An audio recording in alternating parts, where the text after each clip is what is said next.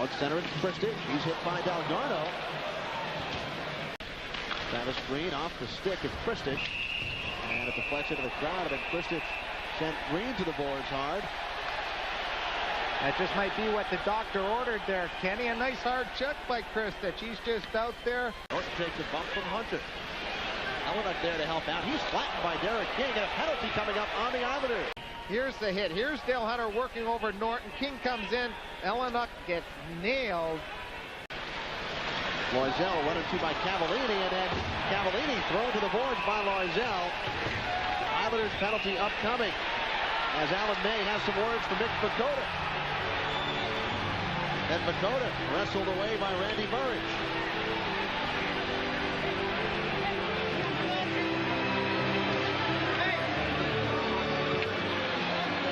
There they go right there. Jones and Keelan. They've had enough dancing around out there.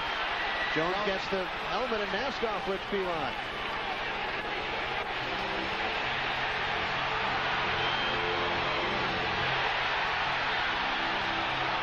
The Islanders were upset with Keith Jones during the regular season when he ran into Glenn Healy.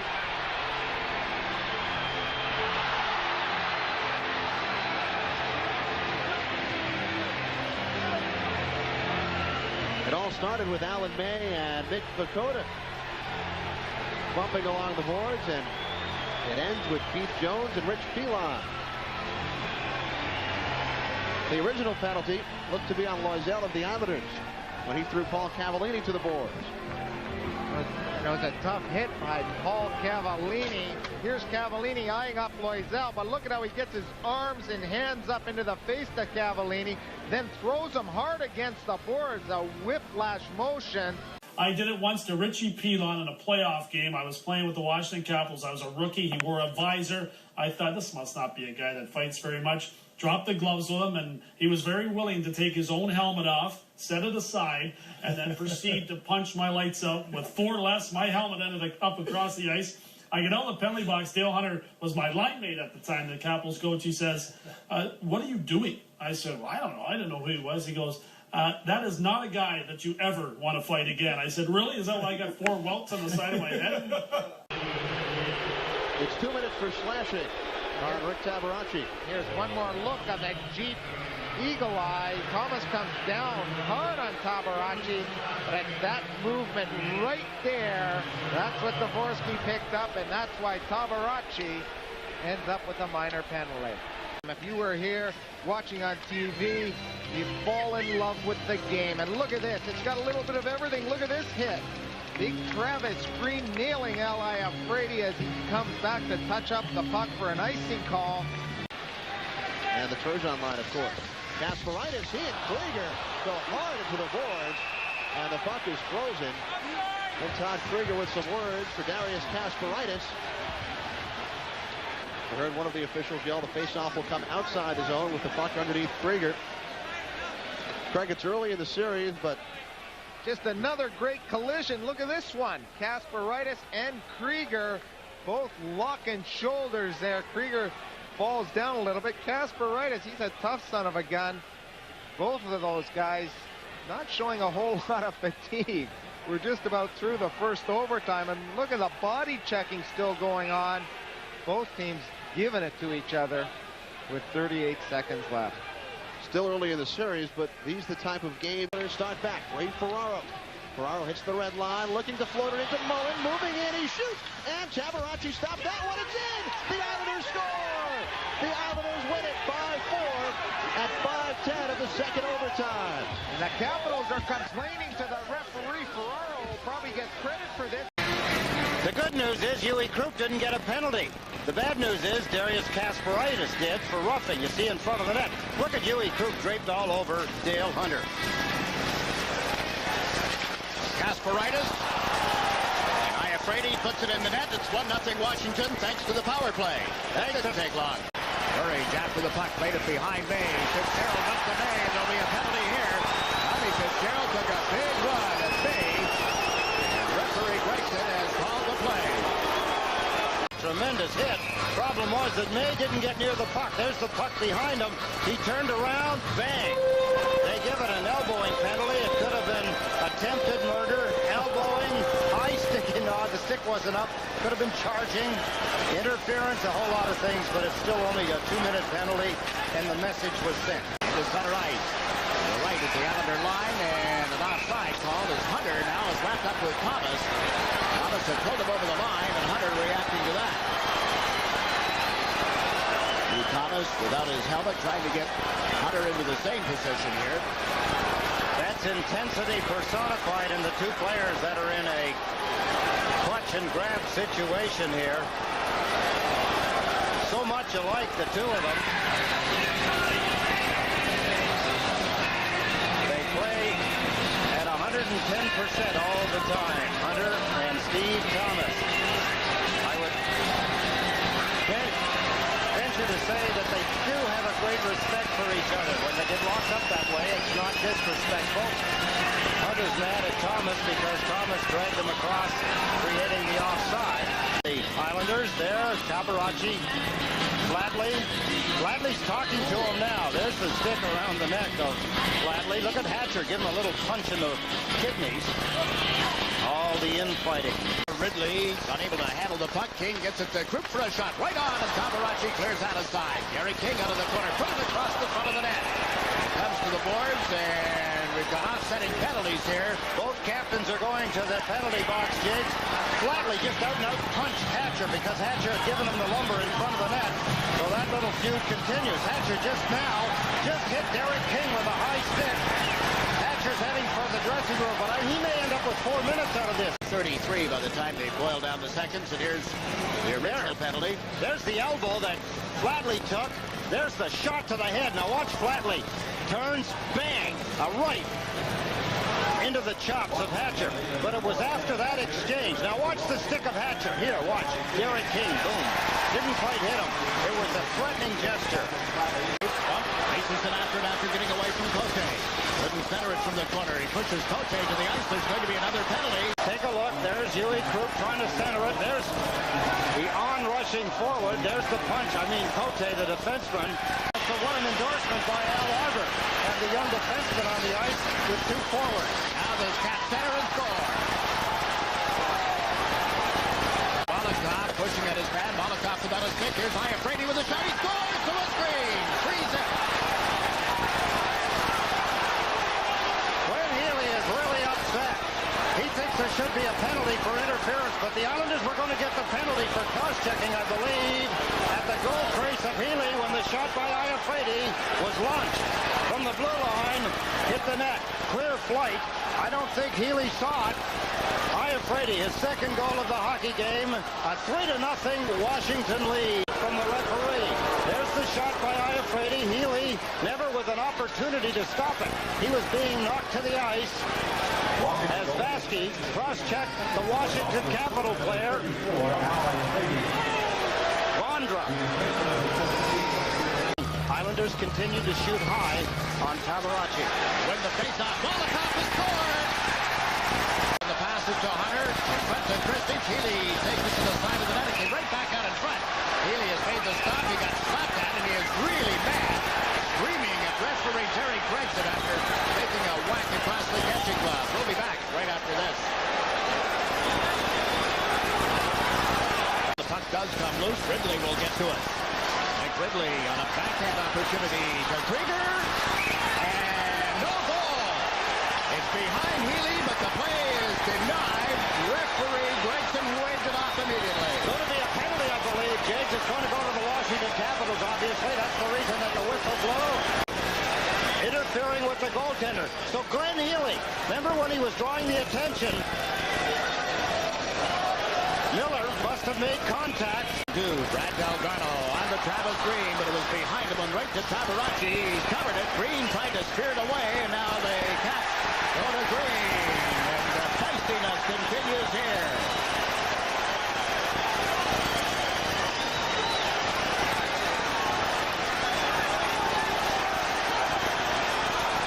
Nobody wants to start the fight. Brad Delgado just punched Kevin Hatcher. Hatcher is incensed. They may be offsetting penalties even. The Caps lead 3-1. You're watching Stanley Cup playoff hockey. The Islanders and the Capitals on Sports Channel. the screen draws the penalty, a roughing penalty. The Islanders got lucky when Brad Delgarno punched Hatcher. This is when the Green had tried to dislodge a puck, ran into Bondra, then Pilon knocked Bondra down. Bondra says, wait a minute. Now watch Delgarno and Hatcher over on the left side. There's Hatcher, Delgarno pushing. It was after this that Delgarno, boom, there's a punch. Now watch Delgarno. He said, I've had enough punches from you. There, take that one. He could have thrown it a lot harder, but didn't. Nice. Iafrate jumping up in the play. Gave it to Krieger. Can't get it back to Iafrate. Blackley couldn't pick it up. That player is down on the deck. The puck comes to Curvers. Another player down, but referee Gregson, sensing an injury here, has called the play. He fell funny to the ice. Sometimes you put your arm out to break the fall and it jams your elbow. There, back into the glass, bang, down onto the ice. Or it could be the wind knocked at him. See how flat he landed? When you land that flat on the ice, you get the wind knocked out. It could be his left shoulder or bang, when you hit the ice that way, it can knock the wind out of you. Both teams in the middle of changes. Here's Vladimir Malakov. Upside to Claude Loisel. Green to the front of the net. There's the pass. He scores! Travis Green! Charles into the Washington zone. The Blackley right in front. Oh, big stop and a big rebound as well, but it's fouled up by Hunter. Off the near boards, right to Hogue. Centers for Blackley. Checked by Christie. In comes Huey Crute. Crute to the side of the net. Hogue on the road. He scores! The game is tied!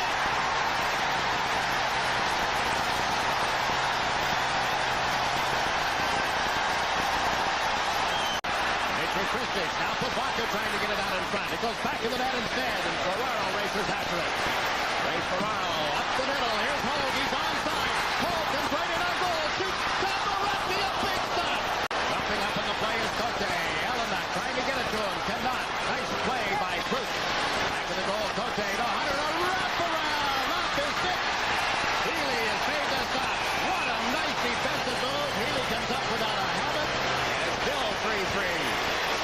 Chances at both ends of the ice. I was waiting to see who was going to get the first real good chance and see if these teams would open up, and that's exactly what they did.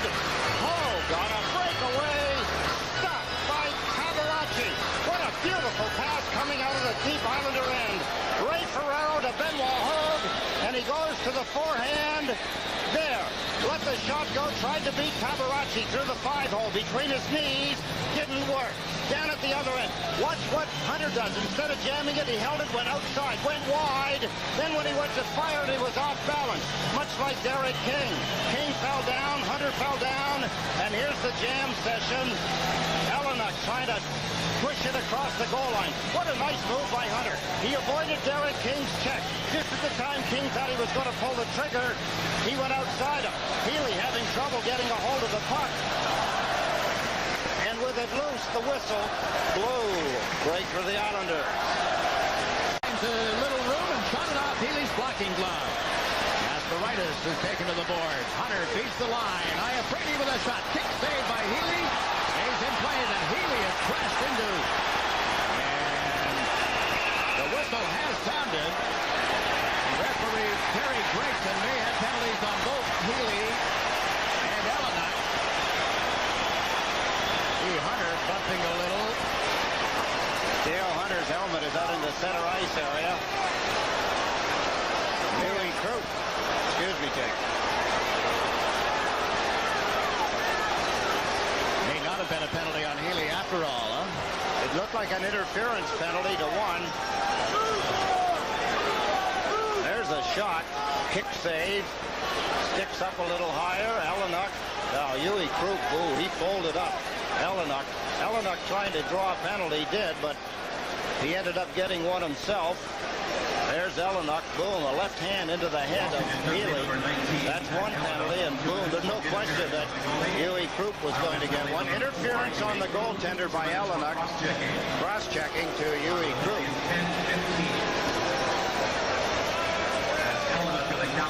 The lead pass, Loisel through center ice. Golfed it into the cap zone. Tabaracci out to play it, had trouble with it. It's loose back to the net. Now pinned against the end of the back of the goal, I should say. Kevin Hatcher holding it. Loisel misfired, but at the right time. Tabaracci mishandled. There, if he holds the puck in that position behind the net, it's a penalty. Hatcher on the far side had his stick up against the net with the puck trapped against it, I suppose. That let the referee off the hook.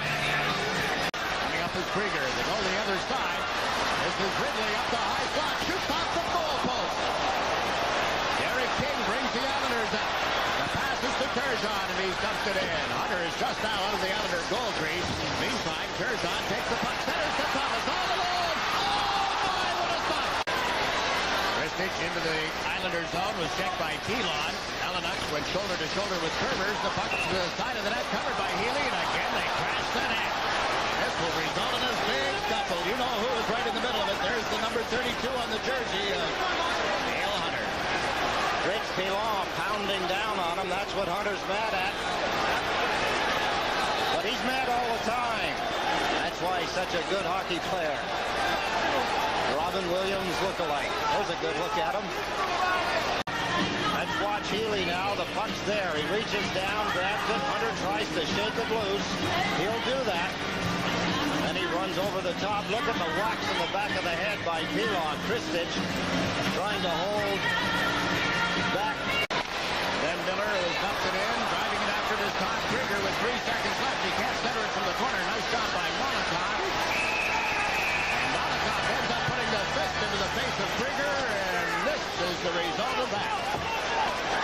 Wow, Molotov. Haven't seen him that excited all season long, Jake. That's a good sign. He's really into this thing. Molotov. Boom. Hard hit on Krieger. Krieger fights off the check. Then he whacks Molotov with the left. Molotov repeated back. Bang, he hit him. Not done yet. Iafrate, take that. Molotov. Pilon turns it up the wing for Fitzgerald.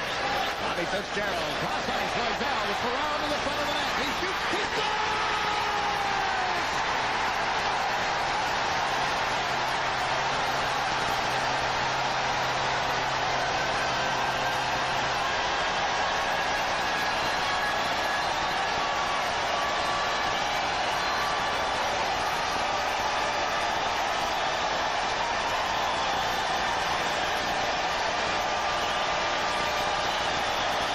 There'll be all kinds of nicknames for Ray Ferraro. These players, these young Islanders will be dreaming up. He found his range that time. Beautiful passing play. You can only hope that a game that goes this long in overtime will be settled with a good goal by either team. And that was fulfilled. Let's take a look at the Islanders break out of their own end of the ice. Washington had them hemmed in. Look at the coverage. Good coverage by the Islanders. There's Ferraro as he starts up the middle of the ice. Tommy Fitzgerald, what a pass all the way across onto the tape. Claude Loisel, does that sound familiar? Loisel, pass to Ferraro, and between the legs, the Islanders have won it in overtime. Ray Ferraro. I called him America's Death when I talked to him this morning. He's been on every radio station, every television sportscast, and he's going to be there again. Loisel to Ferraro. 5:40 of the second sudden death overtime. 4-3 Islanders. Make note, ladies and gentlemen, the new ice age. This franchise is alive. Thank you, Ray Ferraro. Thank you, New York Islanders, and thank you to this capacity crowd who acted as a seventh band through most of the game. The Islanders have won 23 of their last 27 overtime games, and here's how they do it. Claude Loisel took a pass from Tommy Fitzgerald, fed it to Ray Ferraro, and he beat Tabaracci through the feet. Pandemonium, rightfully so. These young Islanders don't know anything but keep on going. The crowd continues to stand and cheer. The series goes back to Landover, Maryland, with with the New York Islanders leading 3-1. Kristich down left wing. Dimitri Kristich to Elliott. Centers and Hunter scores. Here's Hunter with the puck. Slides it down the boards and then boom. Rich Pilon went for the head as well. There's oh yeah, there's the stick.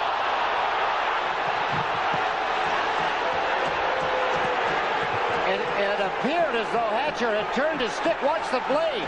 That's a very unusual way to do it, Kevin Hatcher. Only a deliberate attempt to injure. Kasparaitis battling. Knocked it away from Pivonka, but now Elliott sets out of the corner. Hip check thrown by Kasparaitis. Elliott tries to get by Kasparaitis. Watch what he does. Swings around with the hip. Boom. Take that. Take a ride on me. No further play as Beaupre holds that. And now you see the ensuing scuffle. The Islanders have put together an exciting line. Marty McGuinness still out of the lineup with a broken kneecap. He's been skating in practice with the team. Back. Here's Hatcher with a drive. Close save. And jostling at the side of the net. Hunter and Krug. Look at the desperate move by the goaltender. There's Iafrate as he swings back. Ray Ferraro not taking any guff. Right back at him. Iafrate moves the puck around to Hunter. We've 8.5 minutes to play in the third period. Turgeon steals the puck, walks in. Oh, what do you do? 5-1.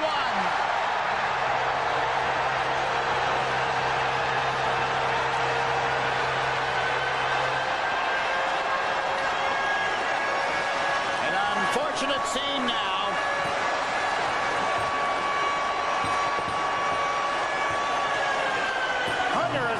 Jigs. He's lost it.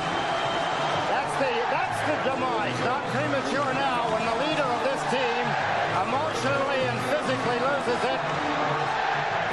Boy, they're battling down there in one corner.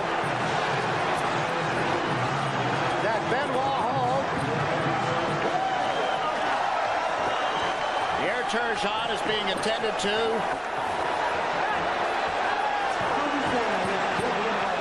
See it. You talk about sportsmanship, and it's very easy to blow your cool, but when the Islanders took the 5-1 lead, the Caps' response was this. Go to Turgeon. He's still being attended to. It was still Hunter that gave the puck away. Turgeon grabbed it, went in and scored. And as Turgeon turned with his arms in the air, signaling his happiness, his elation for giving the Islanders a 3-goal lead, he was mugged by Dale Hunter. Benoit Hall, his right arm, something bothering him. He's got tape on his right hand. He was in a fight. Cavallini is on his way to the dressing room. I'm sure that Benoit Hall will be gone from the hockey game. Man, fans are raining garbage down. Hate to see that. Can't do anything about it. Here's the goal. What a beauty. Now watch Hunter as he follows. He follows Pierre Turgeon, and then he just golfs him. And here everything breaks down. There's the goal. Hunter gave it away. He's in the back right corner trying to close in on Turgeon. Here comes Hunter. Moves in on him, moves in on him. The Hogue is behind him. Hogue doesn't look up. He's looking down as Turgeon is mugged by Dale Hunter. Turgeon on his way to the Islander dressing room. Pilon is left because of penalties. Hogue is left because of injuries. The Islander lead is 5-1.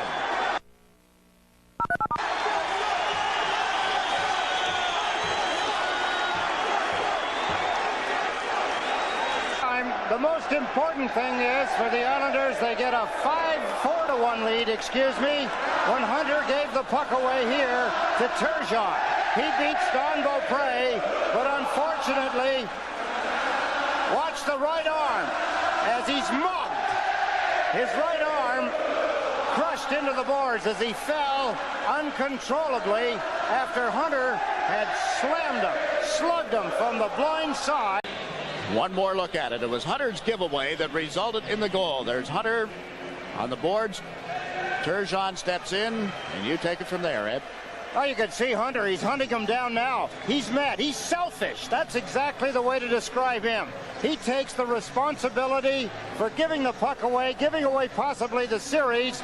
He takes it out on Pierre Turgeon because he made the most glaring error in the hockey game so far. The leader.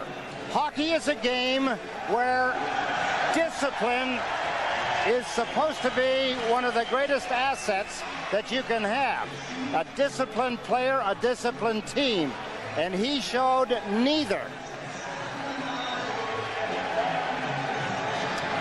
There is so much on the commissioner's plate.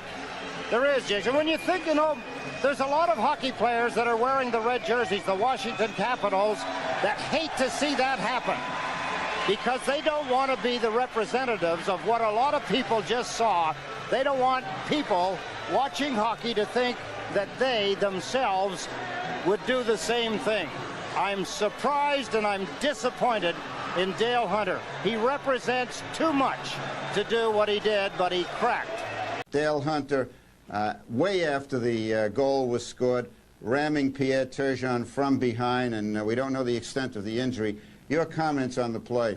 Well, I don't know what's going on with Pierre right now. I think he hurt his shoulder, but very poor sportsmanship on Dale Hunter's part. I know he's a competitor and everything, but that was a cheap shot. And to think that he'd do something like that on a national television hockey game where we're trying to get some notoriety throughout the southern part of the states and throughout the hockey world, and that's just uncalled for, and it's way out of line, I think. One of the aspects of it that made it so distasteful, and here, let's just tell me about the move he makes on the goal. Well, when Pierre gets a chance like that, he doesn't usually miss them. That's just something I don't ever want to see. Do you feel that since Commissioner Gary Bettman is here right now at the game, do you think he might take any action on this, and what do you think would be appropriate? Well, I think it's an obvious attempt to put one of the best players in the league out of the lineup, and the fact that he probably knew that they were going to lose the game, and I think that's a cop-out by him, and not going through 60 minutes to try and get their team back in the game, and it's also a very, you know, I think it's a stab in the back. It's just awful, I think. Glenn, I'm told, and this is secondhand, but somebody told me that in the hallway there was another burst of emotion. Apparently Dale Hunter was going to do an interview, and Ray Ferraro saw him, and Ray apparently tried to get at him. Now, there's got to be a huge sting being suffered by the entire Islander team over the Hunter episode. Your feelings? Well, I had a tremendous amount of respect for Dale Hunter before this evening. You know, I feel he's a grinding player. He works hard. He works hard for his goals. But tonight he displayed the epitome of cheapness. I think no player needs to be hit in that situation. Pierre was totally relaxed. The goal was 3 seconds in, and obviously feeling the frustration from the series. And like I said, I've just lost a tremendous amount of respect for that man. And I hope the NHL comes down on things like that, because there's no room in this league for that type of behavior. You said I didn't see the puck go in, you know, win in the net, but that's, you know, he tried to hide something, but still, it's a cheap shot. Canadiens coach Jacques Demers was quick to criticize Hunter's actions, not his integrity. I always respected Dale Hunter as a competitor, but this time, I'm not going to say he's been doing that for 10 years like some people say. He's been a great competitor. I coached Mark Hunter, and the Hunters are known for being competitive. Competitive is one thing, but Dale Hunter's career is littered with the victims of his violent nature. This elbow on Gord Murphy led to a 4-game suspension. And here goes Dale Hunter, and Devonier at it over there. In his 13-year NHL career, he's never been too far from the game's dark side. Now the game may finally make Hunter pay.